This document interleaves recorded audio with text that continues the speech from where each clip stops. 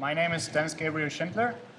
I'm going to teach you a little bit of guard retention, or let's say probably the most important movement regarding guard retention. Guard retention is something that is not taught enough because it's a very, very, very important tool for every guard player. And if you have a good guard retention, people will have problems passing your guard, and that will lead to you be able to attack more proficiently, right? That's why you need guard retention. Guard retention, we're going to talk a little bit about what guard retention is or which guard phases we have. So if I have Paul here, and he's laying supine, the first phase is the engagement phase, right? So engagement phase means the phase where we don't have grips yet, right? I need to close in, establish grips. He needs to do the same. And many people just forego that. Like, we go, okay, we're gonna start rolling and we're here. He already has me. He already has his position, right? Don't skip that step. Always do that as well, right? So the next phase is the maintenance phase. When I walk in and we start working, this is maintenance. He's maintaining his guard. And now two things happen. Either I win or he wins. If he wins, he can attack me. If I win, he needs to go into guard retention mode, right? So if I can win this phase, he needs to retain guard. If he tries to attack me now, he's gonna be in trouble, right? And that's what you need to do. Is the first thing is always which phase are you in right now? Are you in the engagement phase, the maintenance phase? Have you lost that phase and need to retain guard? Or have you won it and can attack? And if you mess that up, you will lose the exchange. And this is very important. And I hope you can see why guard retention gets important. Like, if you can retain your guard for long periods of time, it's hard to beat you and you have more opportunities to attack. So what we're gonna do is the high leg. High legging is bringing your leg over and repummeling the position so you can adjust the angle and have an existing guard again, okay? One good marker if you have an existing guard or not is if the feet are pointing towards your opponent or not. That's just like a general rule. So if I have Paul here, now he has a guard, right? And as long as he keeps his feet between us, he still has an existing guard. But as soon as I beat that foot line, like now, he doesn't have an existing guard anymore. He cannot attack me without adjusting. That's why we need retention. So is everyone clear on what retention is? Very good. So now, what we're gonna do is use the Toreando to pummel high legs. The first thing I want you to work on is good alignment. Alignment means you're in a good position relatively to your opponent. If you mess that up, you can be easily attacked. That's one of the biggest differences between beginners and advanced practitioners. Advanced practitioners never break their own alignment. Beginners do that all the time. So it's not something you did well, he just messed up and was in bad position. And I want to correct him if he's in bad position. So what we're going to do is you're going to lie supine, and you're not flat in your back. You're going to go sideways a little bit.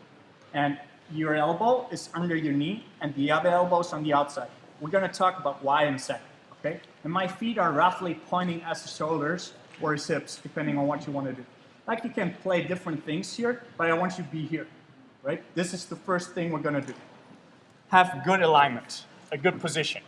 The alignment in guard is knee-elbow connection. So knee-elbow connection doesn't mean this. It means the elbow and the knee are close together, so there's no space here. Because if he wants to pass, he needs to open that up somehow, right? And as long as I keep that, even if he engages, he comes into position, that's going to be really, really hard.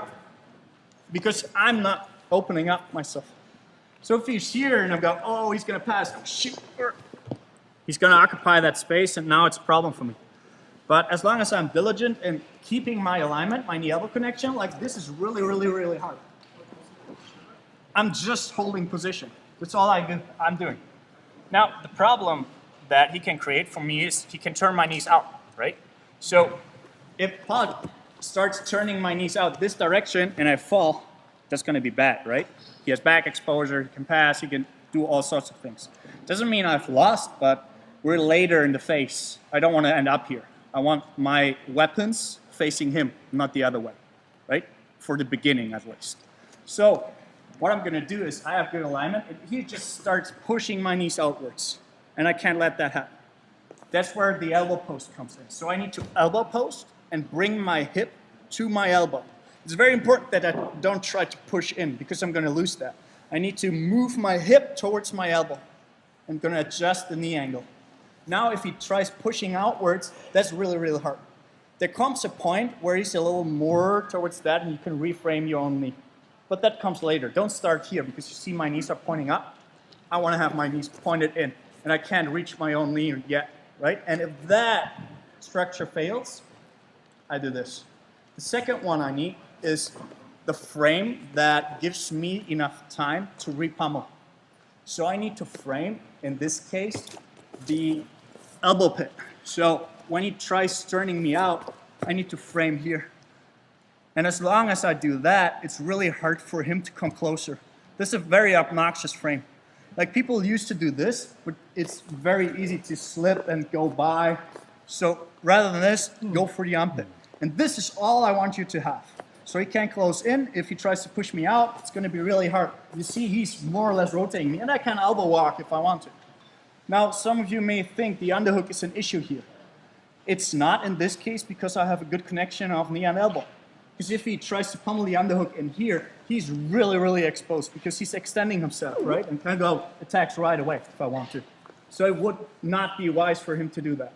That's why it's not an issue if you have the elbow here.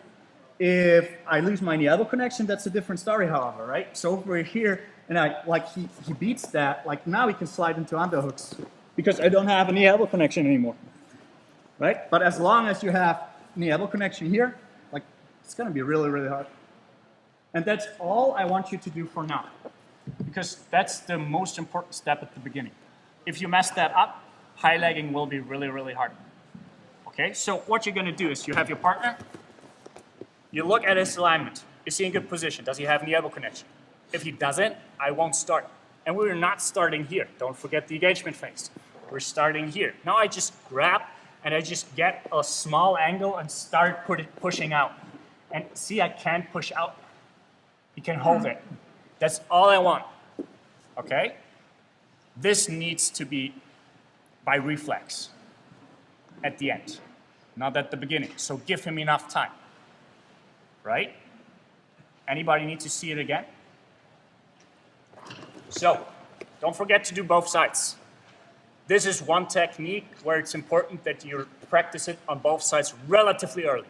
Like if you cannot make it work at one side at all, do that. But as soon as it's all right, do both sides. Because it's not always up to you to decide which side they're going to go. You're inviting them to one side, but if I really want to go the other way, I can't force it. So you need to have both sides. So is he in good alignment? Yes. So now we start, we push. I can't push him out. That's all right. Now we're going to do the other side. So I'm going to push. He's going to post. I can't push him. It's all right. And now it's my turn. Very relaxed. But he should be able to hold it for a couple of seconds. Right? Go for 5 seconds at the beginning. 3 till 5 seconds. If you can do that, high legging will be easy because you have such a big time frame where you can make it work. Does that make sense for you guys? Okay, 1, 2. Aber für den Anfang ist das am Anfang immer auf der Seite. Ich liege schon auf der Seite. Und es ist halt wichtig, dass ich nicht auf der Seite. Any questions up there here? Sorry?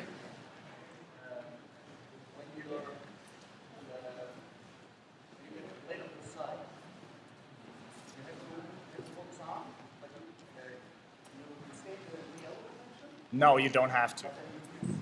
Because you frame, it's not a problem, and I still keep this up. So it's like this doesn't change. It doesn't need to be this if you frame, but you don't want this. As long as you keep this close, because you have the frame and the knee, he's not going to beat you. Okay?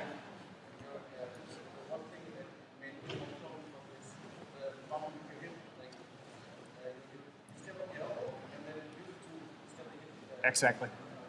So you should practice this a little.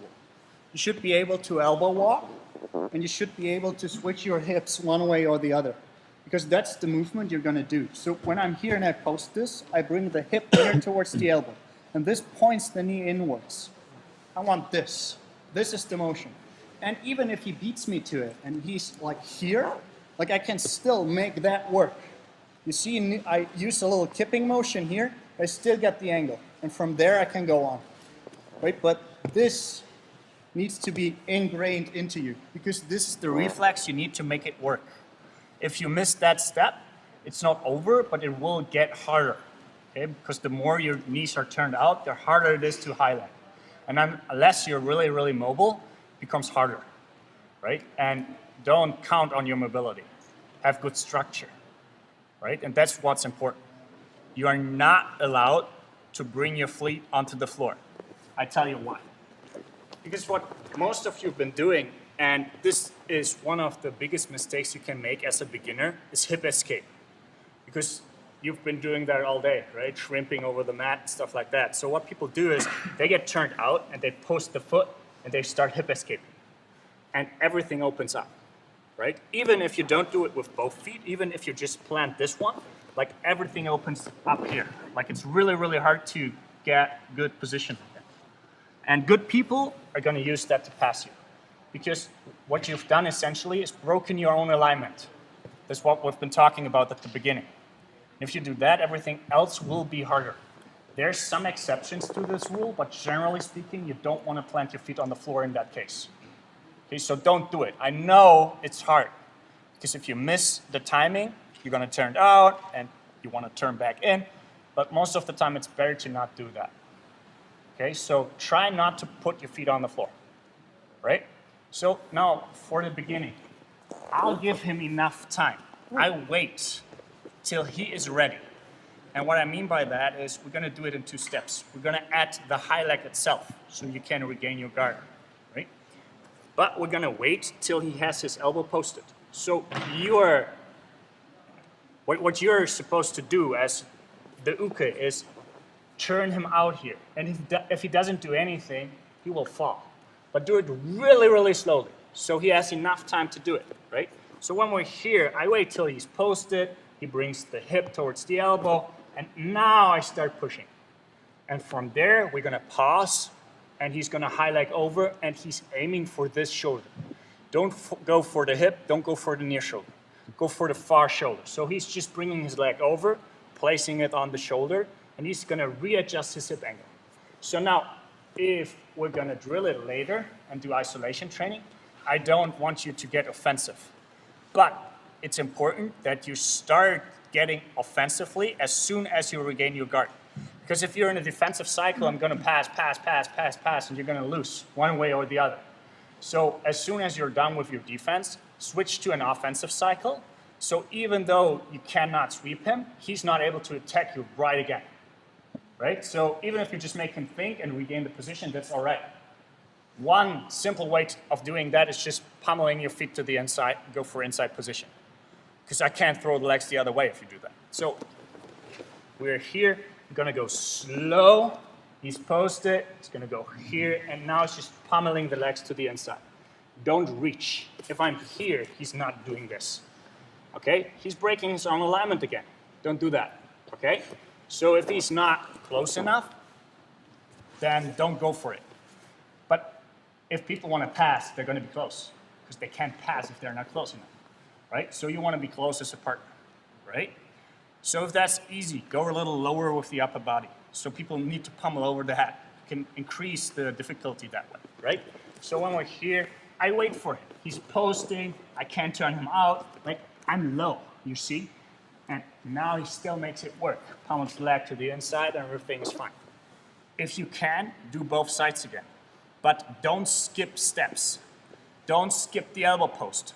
Don't skip realigning your hip. If you didn't do that, you're not allowed to pummel the leg over. Okay, I want you to do that. Don't place your feet on the floor. All right? Anybody need to see it again? Quick question. Yes. Do you use the post to get the hip realignment? Yeah. so they happen at the same time. Yeah. Pretty much. Good. 1, 2, go.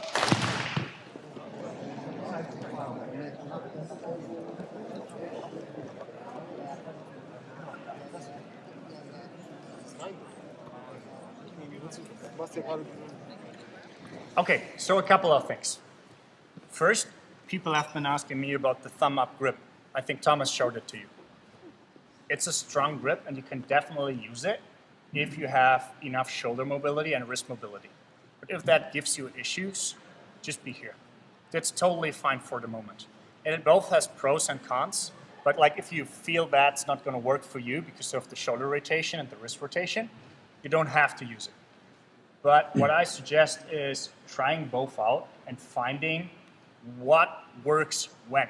And I'm not going to give you the answer. You need to find that out for yourself and write me a message. Right? Because both has pros and cons. But as I said before, for most people at the beginning, this is easier because it's a more neutral position in the shoulder and the wrist. But if you can make that work, do it. Okay? So the next thing is people have been asking me about mobility or flexibility. It's not a flexibility issue. It's a hip mobility issue. What I mean by that is if I just try to force my leg over and we're here, I just do this, like I'm not flexible enough to do that. But if I mobilize my hip, let's just hip up a little and mobilize the hip, that's going to be really, really easy. It's an alignment thing. I need to turn in and mobilize my hip, and that's going to be way, way easier to do than just trying to be flexible and just come over. That's not how it works unless you're super, super flexible. And even if you are, you're not in good position. Because what tends to happen is people do this, like they come over and they're here, and he pressures in, the knee goes outwards, like I'm not in good position, I'm not strong there. So you can use that if it's an emergency and you just need to get it in. It's better than nothing, but it's not good position. Okay, and just because the meows can make it work doesn't mean most other people can make it work that way. So have good position and everything else will be easier. And if you can do that, you can use your mobility, your attributes to boost your it. But don't do it attribute based at the beginning because it's going to fall apart if people put pressure on you. All right? So keep that in mind. So sometimes it's hard to high pummel over when people are following. So if you just have that and nothing else, sometimes it can be hard, okay? But the high leg is always the first thing you do because it opens up other things. What I mean by that is the fall. So I'm gonna fall here, and especially if I have ankle control here, and he tries to come over with the leg and I just follow, and he can't make it work, right? And especially if you do E with pant grips and everything, it's gonna be hard sometimes. But in order to be able to follow, I need to do what? I need to open the elbow. I can't follow if I keep my elbow closed.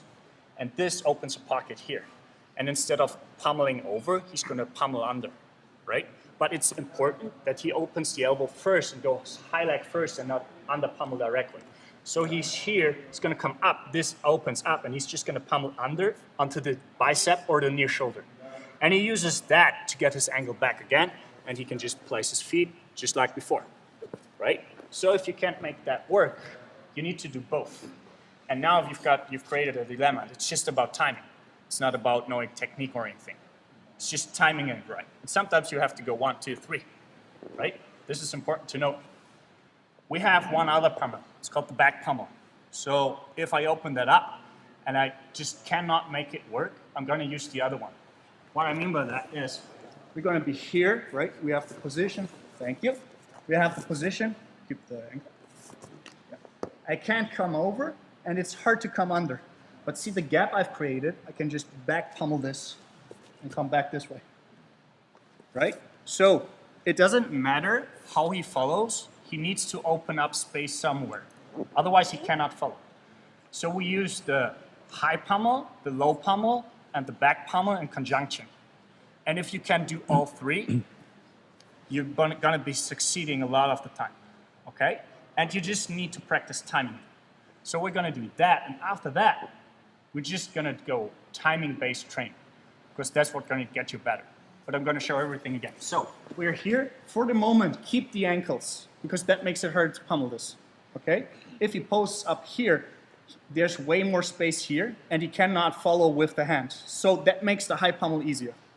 I have other issues, but for the second, keep the ankle. So he goes back to the ankle. We don't start until I have my alignment. He pressures into me a little, so I can hold it for a couple of seconds. Now I want to go over, but he follows. Now I swing back and just pummel it on the inside. See, he could still hold it, but he couldn't follow. And from here, it's the same thing. I use this to get my angle back and suck him back into position, right? If that doesn't work, or you just prefer the other one, you still need to high pummel, because you see, it's not enough space here sometimes. I can't back pummel. So I need to open up first, and now I can pummel that one back. And because I have a good frame, like pressure into me, like doesn't do anything. What can't happen is this, right?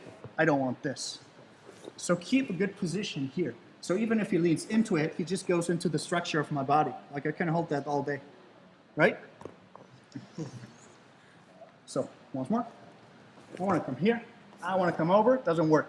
I can either go under, but it doesn't work. Like I can't make it work. I go back over, back home, get it back into position, right? And it's Almost the same in the gi. There's not a lot of things that change. All right? Anybody need to see it again, or does it work? Yes. Don't skip steps. Yeah. First, sorry. Yeah. so we are here. Do that. Get position first. Your hip is facing towards him, not out. If he catches you here, adjust first. Don't skip that step. Now I want to get over, but he can't follow. So I rotate the knee outwards and pummel the foot to the inside. Right? If I can't make that work, I still need to open up first and use this one to back pummel. Like, depending on how far he is, I can come shoulder. If he's a little closer, I can start coming onto the hip. And if you like leg entanglements, you can go into K-guard right away. Right? That's how leg line enters the position from there. All right? 1, 2.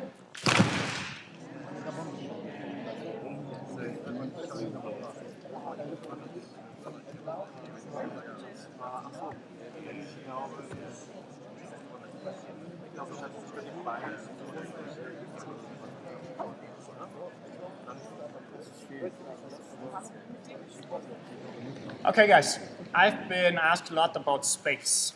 Now, the thing is, what we're gonna do right now, or what we've been doing right now, is like the mid-stage position. If people are higher up, if people are not stepping around properly, you have less work to do, right? So keep the following in mind. Block the leading edge. So the leading edge that's coming towards your body, you want to block that. What I mean by that is, I call here, and we're just going to do this. He's going to post here, because this is the leading edge of my body. I'm leading with that, right? But if he does that and I come around, now this becomes the leading edge, right? If I'm up here, like the frame is not that important, right? You can switch to this one because this is the leading edge. He has way more space to power back into position. So if people give you more space, it makes everything easier for you. If people don't come around, it makes everything easier for you. But people want to pressure, because otherwise they can't pass, right? If I'm just loosely running around here, and nothing's going to work, right? So I need to pressure in. I need to be here. If I'm not close enough, I cannot solidify the position, even if I can go by the legs. Does that make sense for you guys? So you want to be close. You want to come around, okay? We are going to do one more thing, because people are not necessarily going to stop. They're going to walk by and try to force north-south. If you're quick enough with the high pommel, it's the same exact thing. Nothing changes, right? Do it slow at the beginning so your partner is able to do it, right? We're going to go timing training right now, or after that. So if we're here and I come around, it's the same thing. He's just going to high pommel this. And now you can just invert through or come back depending on how the angle plays out. So if we're here and I come around, and we're here, he can scoot back. If I force the angle even more, he's just going to invert through. And everything else stays the same. So as long as you have good alignment, nothing changes, right? But don't wait too long with the high leg, because as soon as they change grips, things become a little harder. But I'm going to show it. So if you have problems with that, don't do it. But if that works well, we're going to go back pummel. You've done that before. What I mean by that is, when we're here and he goes to the side, we've been doing this, right? This is the back pummel. Now we're going to do the same thing when people force north south. So if I have ball here and he's too late, I start coming around and I start switching grips. We're going to end up here. This is a problem, right? Now it's hard for him to get by. So what he's going to do is he's going to frame the tricep here. And he's going to go pummel out first and then back pummel, wait, back pummel second. It's the same misdirection. I need to follow, and then he has enough space. And from here, he can turn back into it, and everything is fine. It's the same pummel we've been doing before. It's a back pummel.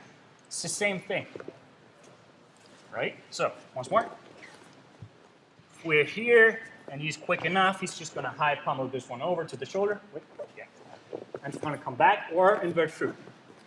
If I switch grips, we end up here. He's going to frame this, pummel out, cross pummel, and he's just going to turn around and everything is fine.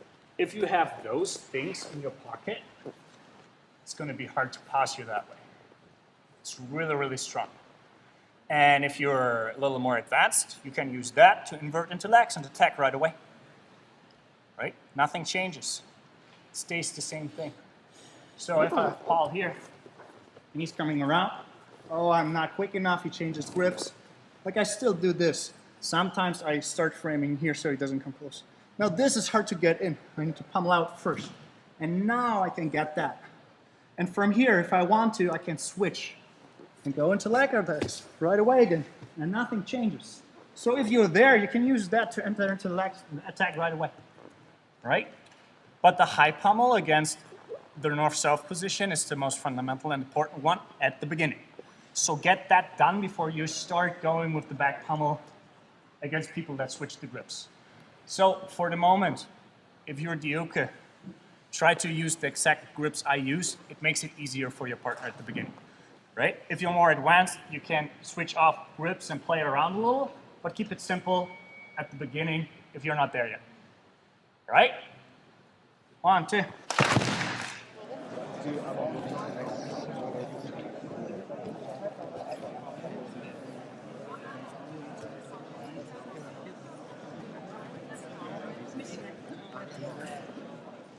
Okay, we're running out of time a little bit. I wanted to do timing training with you because that's what will get you good at this. And if you don't use timing training, it's not going to work against resistance. So I'm going to show it briefly. Take it with you so you know how to practice it. Okay? And try to do it during open mat a little bit. If you have any questions, come get me. Doesn't matter which topic, I try to do my best to work with you, right? So don't be shy, grab me, right? So what I mean by timing training is I need to be quick enough so he can practice, but not too quick so he cannot make it work. So I adjust the resistance, right? So at the beginning, like I'm here, I'm really slow. It's gonna go here, we're gonna go here, maybe we're gonna go here. Ah, he's quick enough, very good. Now I increase the pressure a little. So it's not quicker, it's a little more pressure first. You need to pummel, exactly. It's gonna come here, it's gonna come there. You see, it gets more hectic. He needs to time things correctly. And I need to adjust according to his skill level. This is very important. It's not about me, it's about him. And if you don't practice like that, you will not get good at this or anything else for that matter. Right? That's one of the biggest differences in most training rooms when you compare wrestling to jiu-jitsu. If you see wrestlers drill, they drill with timing all the time. Right? First, get proficient with the technique. Then start drilling it with timing and resistance. Otherwise, you will not be able to make it work. This is very important. And if that's the only thing you take away, that's good already.